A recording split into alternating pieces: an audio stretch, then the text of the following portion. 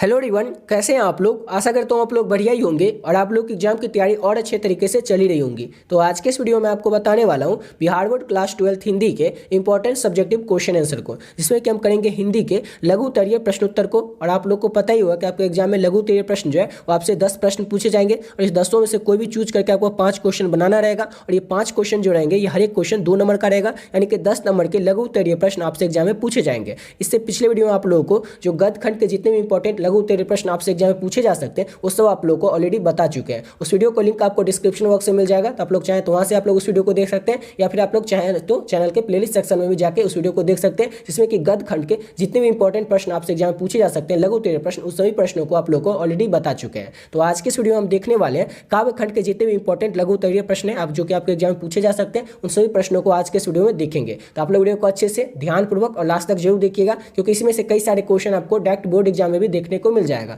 तो चलिए शुरू करते हैं फर्स्ट क्वेश्चन से। और आप लोग वीडियो को ना अच्छे से और ध्यानपूर्वक देखिएगा, क्योंकि लास्ट तक आप लोगों को वीडियो के लास्ट तक में ही आप लोगों का इसका आंसर भी याद हो जाएगा। क्यों याद हो जाएगा? क्योंकि इतने सिंपल वे में बताएंगे, अपनी बोलचाल की भाषा में बताएंगे, आपको याद करवा देंगे। आप लोग को वीडियो के लास्ट तक में इसका आंसर भी याद हो जाएगा। तो आप लोग वीडियो को अच्छे से देखिएगा। तो फर्स्ट क्वेश्चन है हमारा कि गाय किस ओर दौड़ पड़ी है। गाय जो रहती है ना वो किस ओर दौड़ पड़ती है? तो गाय रभाती हुई अपनी बछड़ों की ओर दौड़ पड़ी है, ताकि वो अपने बछड़ों को दूध पिला सके या फिर चाट सके या फिर पुचकार सके। सिंपल सा क्वेश्चन है, गाय किस ओर दौड़ पड़ती है? तो गाय जो होती है वो रभाती हुई अपने बच्चों की ओर दौड़ पड़ती है। क्यों दौड़ पड़ती है अपने बच्चों की ओर? ताकि वो अपने बच्चों को दूध पिला सके, बच्चे को चाट सके, पुचकार सके। इसीलिए गाय जो है वो रभाती हुई अपने बच्चों की ओर दौड़ जाती है। अब अगला क्वेश्चन क्या हमारा कि कछु खावत कुछ धरनी गिरावत, छवि निखारत नंद रानिया। तो ये जो पंक्ति है किस चैप्टर से लिया गया? तो प्रस्तुत पंक्ति हमारे पाठ्य पुस्तक सूरदास के द्वारा रचित पद से लिया गया। याद रखिएगा, ये जो पंक्ति है ये लिया गया सूरदास के पद से। इस तरह से आपको एग्जाम में आंसर लिखने का शुरुआत करना है ऐसे क्वेश्चन में। और ये जो लाइन है, इस लाइन के माध्यम से सूरदास कहना क्या चाहते हैं? तो प्रस्तुत पद्यांश के में कवि जो है जो कि सूरदास है वो कहना चाहते हैं कि कृष्ण के खाने का जो ढंग है वो क्या है, किस तरह से कृष्ण भगवान खाना खाते हैं, उसी ढंग को कौन बताते हैं? तो सूरदास प्रस्तुत पंक्ति के माध्यम से हमें बताना चाहते हैं। बालक कृष्ण नंद की गोदी में बैठकर भोजन करते समय कुछ खाते हैं तो कुछ धरती पर गिराते हैं, और इसी को कौन देख रही है? तो इसी की जो छवि है, ऐसी छवि को कौन देख रही है? तो नंद रानी जो है, जो कृष्ण भगवान की माता है नंद रानी, वो इसी छवि को देख रही है। सिंपल सा क्वेश्चन है हमारा, कछु खावत कुछ धरनी गिरावत, छवि निखारत नंद रानिया। तो सिंपल सा क्वेश्चन है, ये सूरदास जो है उस लाइन के माध्यम से कहना चाहते हैं कृष्ण भगवान किस तरह से खाते हैं, नंद बाबा की गोद में बैठ करके कृष्ण भगवान किस तरह से कुछ खा रहे हैं, कुछ धरती पर गिरा रहे हैं, और उनकी जो ये छवि है उसी को कौन देख रहे हैं? तो नंद रानी जो है, यानी कि कृष्ण भगवान की जो माता है वो इसी छवि को देख रही है। और ये जो लाइन है इसमें वात्सल रस का प्रयोग किया गया और ब्रज भाषा का सुंदर प्रयोग किया गया। समझ गए? इस तरह से आप लोग को आंसर लिखना है। हम तो इसमें आपको बता दिए क्योंकि इस तरह से लिखना है, आप लोग इसको सिर्फ समझ लीजिए और अपने मन से बना करके इसका आंसर लिखेगा। ये नहीं कि इसी में से डायरेक्ट यही लाइन टू लाइन आप लोग लिख दीजिएगा अपने एग्जाम में, ऐसा नहीं है। आप लोग इसमें सिर्फ समझ लीजिए और अपने मन से बना के लिखिएगा। अपने मन से बना दीजिएगा ना कि कृष्ण भगवान जो है कुछ खाते हैं, कुछ धरती पर गिराते हैं, और इसी को कौन देख रही है? तो नंद रानी देख रही है, कृष्ण भगवान नंद बाबा की गोद में बैठे हुए हैं। ये सब अपने मन से बना के लिख दीजिएगा। समझ गए? अब अगला क्वेश्चन करते हैं। अगला क्वेश्चन है हमारा कि तुलसीदास जी सीता से कैसी सहायता मांगते हैं। तुलसीदास जी जो है वो सीता जी से कैसी सहायता मांगते हैं? तो तुलसीदास जी सीता जी से वचनों की सहायता मांगते हैं, अर्थात बोली की सहायता या फिर वाणी की सहायता मांगते हैं। सीता जी से वो कहते हैं, तुलसीदास जी जो है वो सीता जी से कहते हैं कि यदि प्रभु मेरा नाम दशा पूछे तो उन्हें बता देना कि मैं दीन निर्बल हूँ और उन्हीं का नाम लेकर अपना पेट भरता हूँ। तुलसीदास जी जो है ना वो सीता जी से वचन की सहायता मांगते हैं, यानी कि बोली की सहायता मांगते हैं, वाणी की सहायता मांगते हैं। यानी कि वो बोलते हैं तुलसीदास जी सीता जी से कि जब भी प्रभु रामचंद्र जी मेरे बारे में पूछे तो उनसे बता देना कि मैं दीन निर्बल हूं और उन्हीं का नाम लेकर अपना पेट भरता हूं। समझ गए? सिंपल सा क्वेश्चन था। ये तुलसीदास जी सीता जी से क्या सहायता मांगते हैं? तो वचन की सहायता मांगते हैं, बोली की सहायता मांगते हैं। उस सीता जी से कहते हैं कि जब भी प्रभु यानी कि रामचंद्र जी उनसे पूछे कि तुलसी कैसा है तो उन्हें बताइएगा कि वो दीन निर्बल है और उन्हीं का नाम लेकर के अपना जीवन काट रहे हैं या फिर अपना पेट भर रहे हैं। इस तरह से आप लोग इसका आंसर लिख सकते हैं। अब अगला क्वेश्चन करते हैं। तो नेक्स्ट क्वेश्चन है हमारा कि कवित्री का खिलौना क्या है। कवित्री जो कि सुभद्रा कुमारी चौहान है, उनका खिलौना क्या है? तो कवित्री के पुत्र की आकस्मिक मृत्यु हो गई है, जो कवित्री के जीवन का एक महत्वपूर्ण खिलौना था। वो महत्वपूर्ण खिलौने के रूप में अपने पुत्र को स्वीकार करती है, अतः कवित्री का खिलौना उसका पुत्र है। इतना लिखने का कोई जरूरत नहीं है, ये सिर्फ समझाने के लिए था। आप लोग सिंपल वे में अपने मन से अपने बोलचाल की भाषा में आप लोग बना के लिखिएगा कि कवित्री का खिलौना क्या है। तो कवित्री जो कि सुभद्रा कुमारी चौहान है, उनका जो पुत्र है उसका आकस्मिक मृत्यु हो गया है, और वही जो था वो कवित्री का खिलौना था। याद रखना है आप लोग का, ये कवित्री यानी कि सुभद्रा कुमारी चौहान का जो बेटा है वही उनका खिलौना है। समझ गए? सिंपल सा आंसर है इसका। अब अगला क्वेश्चन क्वेश्चन करते हैं। तो नेक्स्ट क्वेश्चन, और देखिए आप लोग के लिए जो पीडीएफ है वो तैयार कर दिए ऑलरेडी, कई सारे बच्चे जो है इस पीडीएफ को ले चुके हैं। आप लोग भी चाहें तो इस पीडीएफ को ले सकते हैं। पीडीएफ का प्राइस सिर्फ और सिर्फ 25 रुपये है। 25 रुपये में आप लोगों को सब कुछ मिल रहा है। क्या क्या मिल रहा है तो वो देख लीजिए। आपका जो 10 सब्जेक्ट है, 10 सब्जेक्ट का पीडीएफ तैयार हो चुका है, और इसी 10 में से आपका कोई सब्जेक्ट 5 हो सकता है। आपका हिंदी हो सकता है, history, political science, English, geography, music, home science, psychology, sociology और इकोनॉमिक्स। इसी 10 में से आप लोगों का भी कोई 5 सब्जेक्ट होगा। पांचों सब्जेक्ट का आप लोग पीडीएफ ले सकते हैं, और 5 सब्जेक्ट का जो पीडीएफ का प्राइस है वो सिर्फ और सिर्फ 25 रुपये रखें। अब पूछेगा 25 रुपये तो हमें क्या ही मिल जाएगा? 25 रुपये कोई थोड़ी रखता है। कम से कम पीडीएफ का प्राइस तो 200-300 रखना ही चाहिए था, कम से कम 100 रुपया तो रखना ही चाहिए था। तो 25 रुपया इसलिए रखें ताकि हर एक बच्चा इस पीडीएफ को ले सके, हर एक बच्चा अपने एग्जाम में अच्छे से अच्छे नंबर ला सके। इसीलिए इस पीडीएफ का जो प्राइस है वो सिर्फ और सिर्फ 25 रुपये रखें, ताकि किसी बच्चे के पास ऐसा कोई एक्सक्यूज नहीं रहे कि वो पीडीएफ को नहीं ले सकता है, या फिर इसको पढ़ के तो और अच्छा नंबर ला सकता था लेकिन उसके पास इतना पैसा नहीं है कि वो ले नहीं सकता और अच्छा नंबर नहीं ला सकता। इसलिए सिर्फ और सिर्फ इसका दाम 25 रुपये, ताकि हर एक बच्चा इसको ले सके और हर एक बच्चा इसका पढ़ करके अच्छे नंबर ला सके। अब ये देख लीजिए कि आपको ये पीडीएफ मिलेगा कैसे, किस तरह से आपको लेना है। तो ये नंबर देख लीजिए 7903820891। ये नंबर जैसे ही आप लोग अपने फोन पे में, गूगल पे में, पेटीएम में, किसी में डालिएगा, नाम आ जाएगा गौतम कुमार। याद रखिएगा GAUTM, इस तरह से नाम आ जाएगा गौतम कुमार, इस तरह से आ जाएगा। उस पर आप लोग 25 रुपये पेमेंट कर दीजिएगा, और उस पेमेंट का स्क्रीनशॉट लेकर के आप लोग को इसी नंबर के व्हाट्सएप नंबर, ये भी व्हाट्सएप नंबर ही है, इसी नंबर के व्हाट्सएप पे आप लोग को भेज देना है। और जैसे अपना व्हाट्सएप पे ये पीडीएफ का स्क्रीनशॉट भेजिएगा, जो आप पेमेंट कर दिए उसका स्क्रीनशॉट, उसके बाद आपको क्या करना है, अपना सब्जेक्ट बता देना, और अपना सब्जेक्ट बताइए कि आपको पीडीएफ मिल जाएगा। तो आप लोग को इस तरह से पीडीएफ मिलेगा। और पीडीएफ में ये देख लीजिए कि आपको किस तरह के क्वेश्चन आएंगे, ऑब्जेक्टिव और सब्जेक्टिव दोनों रहेगा। इन्हें क्या ऑब्जेक्टिव रहेगा, सब्जेक्टिव नहीं रहेगा, सब कुछ रहेगा सिर्फ और सिर्फ 25 रुपये में। 5 सब्जेक्ट का पीडीएफ आपको मिलेगा। जैसे आप लोग हिंदी का लेते हैं तो देखिए हिंदी में 650 आपको ऑब्जेक्टिव मिलेगा, गद्य खंड के, काव्य खंड के, पूरे बुक से चुने हुए जो 650 क्वेश्चन है, इंपॉर्टेंट प्रश्न, उन सभी प्रश्नों को ऐड कर दिए। 650 आपको ऑब्जेक्टिव का क्वेश्चन मिलेगा।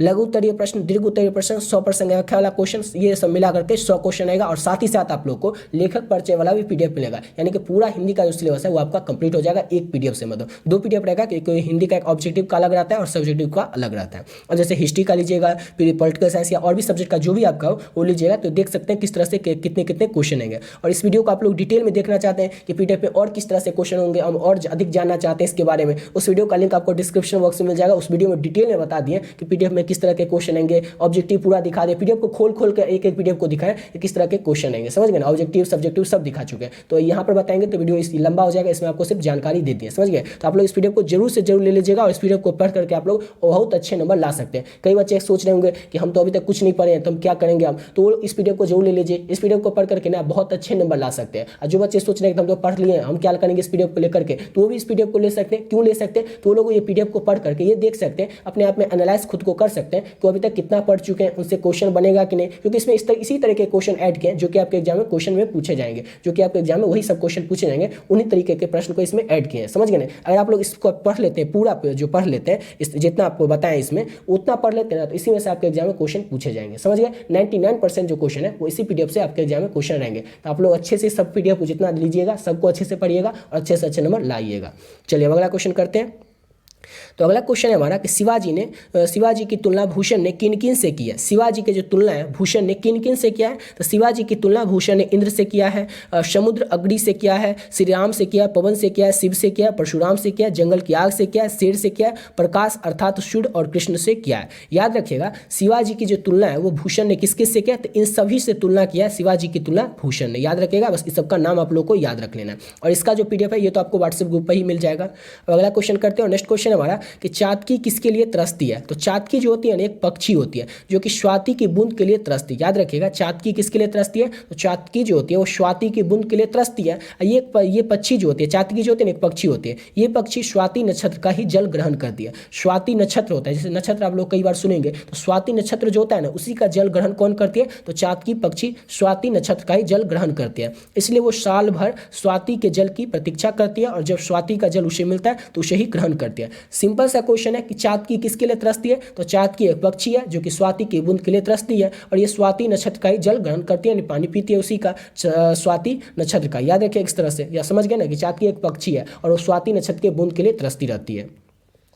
अब अगला क्वेश्चन क्या हमारा कि माँ के लिए अपने मन को समझाना कब कठिन हो गया और क्यों। तो माँ के लिए अपने मन को समझाना तब कठिन हो जाता है जब उसके प्यारे बेटे उसके पास नहीं होते, यानी किसी कारणवश से वो अपने बेटे से लंबे समय तक नहीं मिल पाती है। उस परिस्थिति में माँ के लिए अपने मन को समझाना कठिन हो जाता है। जब माँ अपने बेटे से कई दिनों तक मिल नहीं पाती है, उसी समय उसके माँ के मन को समझाना कठिन हो जाता है। सिंपल सा क्वेश्चन है कि माँ के लिए अपने मन को समझाना कब कठिन हो जाता है। तो आप लोग इस तरह से आंसर लिख सकते हैं कि माँ के लिए अपने मन को समझाना तब कठिन हो जाता है जब अपने बेटे से बहुत दिनों से नहीं मिली होती है या फिर उसके बेटे की आकस्मिक मृत्यु हो जाती है, तब माँ के मन को समझाना कठिन हो जाता है। सिंपल सा आंसर आप लोग इस तरह से लिख सकते हैं।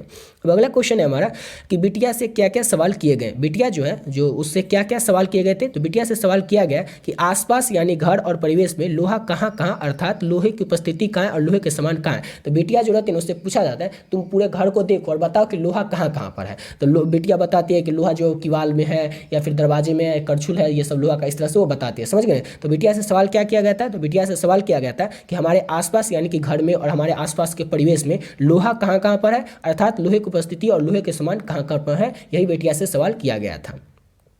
अब अगला क्वेश्चन है हमारा कि सड़कों को क्यों सींचा जा रहा है। सड़क जो है उसको सींचा क्यों जा रहा है। तो सड़कों को इसलिए सींचा जा रहा है क्योंकि चारों तरफ एक आरामदायक वातावरण अनुभव हो, जिससे युद्ध से लौटे सैनिकों को ताजगी और शीतलता मिले। सड़क को इसलिए सींचा जा रहा है, यानी कि सड़क को पानी से इसलिए भिगोया जा रहा है क्योंकि एक चारों तरफ में एक आरामदायक का वातावरण अनुभव हो और जिससे युद्ध से जो लौटे सैनिक हैं उनको ताजगी और शीतलता मिले। समझ गए। सिंपल सा आंसर था कि सड़कों को क्यों सींचा जा रहा है। तो सड़कों को इसलिए सींचा जा रहा है क्योंकि चारों तरफ एक आरामदायक अच्छा सा वातावरण हो जिससे लोगों को अच्छा लगे और जो युद्ध से लौटे हुए सैनिक हैं उनको एक ताजगी मिले, शीतलता मिले, इसलिए सड़कों को सींचा जा रहा है। अगला क्वेश्चन है हमारा कि पंच परमेश्वर को खो जाने को लेकर कवि चिंतित क्यों है। ये क्वेश्चन आपके एग्जाम में दीर्घ उत्तरीय प्रश्न में भी कई बार पूछे जाते हैं और लघु उत्तरीय प्रश्न में भी पूछे जाते हैं। तो किसी भी तरीके से आपके एग्जाम में क्वेश्चन पूछे जाए, बस आपको आंसर पता होना चाहिए। तो पंच परमेश्वर को लेकर कवि चिंतित इसलिए है, जिस तरह से आपको लिखना है कि पंच परमेश्वर को खो जाने को लेकर कवि निम्नलिखित कारणों से चिंतित है। पहला कारण क्या है कि पहले कोई भी वाद विवाद होता था तो गाँव में पंचायत के माध्यम से उसका निपटारा होता था, लेकिन आज सभी न्यायालय के दरवाजे खटखटाते हैं। पहले क्या होता था, गांव में अगर किसी का कोई वाद विवाद हो गया, झगड़ा हो गया, लड़ाई हो गया, कुछ भी हो गया तो पंचायत ही उसका निपटारा कर लेता था। यानी आसपास के जो पंचायत के लोग होते थे वही सब बैठते थे और उस मुद्दा को हल कर लेते थे। लेकिन अब कुछ भी होता है तो सभी लोग न्यायालय यानी कि कोर्ट का दरवाजा खटखटाते हैं। इसलिए क्या है, तो पंच परमेश्वर को खो जाने को लेकर पहला पॉइंट क्या होगा कि कवि इसलिए चिंतित है। और दूसरा पॉइंट क्या है कि न्यायालय की जो प्रक्रिया ये बहुत जटिल हो गई है। न्यायालय यानी कि कोर्ट की जो प्रक्रिया वो जानती है बहुत जटिल हो गया, उसमें बहुत ज़्यादा पैसा लगता है, बहुत ज़्यादा मेहनत लगता है, कई बार तारीख पे तारीख मिलती रहता है। इस तरह से बहुत ज़्यादा प्रक्रिया इसकी जो है जटिल हो गई है न्यायालय की प्रक्रिया। न्यायालय की प्रक्रिया में पीड़ित का जो समय होता है, धन होता है और श्रम होता है वो बर्बाद होता है। कोर्ट का जो प्रक्रिया होता है उसमें जो पीड़ित रहता है, कोई पीड़ित रहेगा तभी ना वो कोर्ट में केस करेगा, तो जो पीड़ित रहता है उसका समय तो बर्बाद होता ही है, साथ ही साथ उसका धन यानी कि पैसा भी बर्बाद होता है, श्रम यानी कि मेहनत भी बर्बाद होता है, रोज रोज जाना आना, इस तरह से। इसीलिए कवि जो है वो चिंतित है। याद रखिएगा, पंच परमेश्वर को खो जाने को लेकर कवि क्यों चिंतित है, तो इन्हीं कारणों को लेकर कवि जो है वो चिंतित है, पंच परमेश्वर को खो जाने को लेकर। इस तरह से आपको आंसर लिखना है। समझ गए। आशा करता हूँ आप लोग को वीडियो अच्छा लगा होगा और आप लोग को पीडीएफ के बारे में बताई दी कि किस तरह से पीडीएफ लेना है। समझ गए। इस पीडीएफ को आप लोग जरूर से जरूर ले लीजिएगा। ऑलरेडी कई सारे बच्चों ने इस पीडीएफ को ले लिया है। समझ गए। बहुत सारे बच्चे ने इस पीडीएफ को ले लिया। जितने बच्चे ने इस पीडीएफ को लिया सही बोल रहे हैं कि बहुत अच्छा है, वो अपना तैयारी और अच्छे से आप कर पाते हैं। पहले क्या था, उनके कहीं कहीं से क्वेश्चन पढ़ना रहता था, कभी गेस्ट पेपर से पढ़ना है तो कभी बुक से पढ़ना है। अब क्या उनको एक पीडीएफ में सब कुछ मिल गया, एक ही पीडीएफ में वो पूरा पढ़ते रहते हैं, उनका पूरा कंप्लीट हो जाएगा। अगर आप लोग जैसे अगर मान के चले आपका 5 सब्जेक्ट लेते हैं, उसमें हिंदी तो होगा ही, अगर हिंदी का लेते हैं और इसमें 650 ऑब्जेक्टिव जो है वो एक ही पीडीएफ में। अब वो क्या कीजिएगा, नहीं इसका 2 पीडीएफ है, एक गद्यखंड और एक काव्यखंड का। जैसे गद्यखंड का एक पीडीएफ है, अगर आप लोग पूरा पीडीएफ को पढ़ लेते हैं तो क्या हो जाएगा, आपका पूरा गद्यखंड कंप्लीट। दूसरा पीडीएफ है काव्यखंड का एक बार पढ़ लीजिए, पूरा काव्यखंड आपका कंप्लीट। एक पीडीएफ है आपका ये तीनों का, जैसे लघु उत्तरीय, दीर्घ उत्तरीय और 100% व्याख्या वाला का 100 क्वेश्चन है, एक ही पीडीएफ में है, वो पूरा पढ़ लीजिए और आपका ये भी कष्ट कंप्लीट, यानी कि आपका पूरा हिंदी 3 पीडीएफ में कंप्लीट। अब जैसे हिस्ट्री का लीजिएगा तो एक पीडीएफ में ऑब्जेक्टिव और एक पीडीएफ में सब्जेक्टिव, मतलब 2 पीडीएफ में आपका पूरा कंप्लीट। आपको पूरा जो क्या होता है, गेस्ट पेपर पढ़ते रहते हैं, गेस्ट पेपर में एक और चीज़ क्या रहता है, वो किताबी भाषा में लिखा रहता है, अपनी भाषा में नहीं लिखा रहता है। क्योंकि आप एग्जाम में जाते हैं जिस समय, तो एग्जाम में भी देखिएगा जो क्वेश्चन का पहला पेज रहता है उसी पर लिखा रहता है कि आप कृपया करके अपना आंसर अपने भाषा में लिखे, अपनी बोलचाल की भाषा में लिखे। समझ गए ना। तो किताब में क्या रहता है या फिर गेस्ट पेपर में क्या रहता है, वो किताबी भाषा में लिखा रहता है और आंसर जो रहता है वो बड़ा बड़ा लिखा रहता है। लेकिन हम क्या करके हैं, आंसर को एकदम सिंपल और शॉर्ट में कर दिया ताकि आप आप लोग को अच्छी तरीके से समझ में आए और आप लोग अच्छी तरीके से पढ़ लें। समझ गए? इस तरह से पीडीएफ को डिजाइन किया गया और पीडीएफ में जितने भी क्वेश्चन रखे ना, सभी क्वेश्चन आपके आने वाले एग्जाम के लिए इंपॉर्टेंट ही है। अगर उस सभी प्रश्नों को आप लोग कर लेते हैं तो आपके एग्जाम में 99% प्रश्न जो है वो इसी पीडीएफ से रहेगा। तो आप लोग इस पीडीएफ को जरूर ले सकते हैं और इस नंबर पर आप लोग मैसेज कीजिएगा, देख ही लीजिए नंबर 7903820891। इस नंबर पर आप लोग 25 रुपये पेमेंट करके फोन पे, गूगल पे, पेटीएम कुछ भी तरीके से पेमेंट कर सकते हैं। उसके बाद आप लोग इस पीडीएफ को ले सकते हैं। समझ गए? आशा करता हूँ आप लोग को वीडियो अच्छा लगा होगा। तो मिलते हैं नेक्स्ट वीडियो में नए वीडियो के साथ।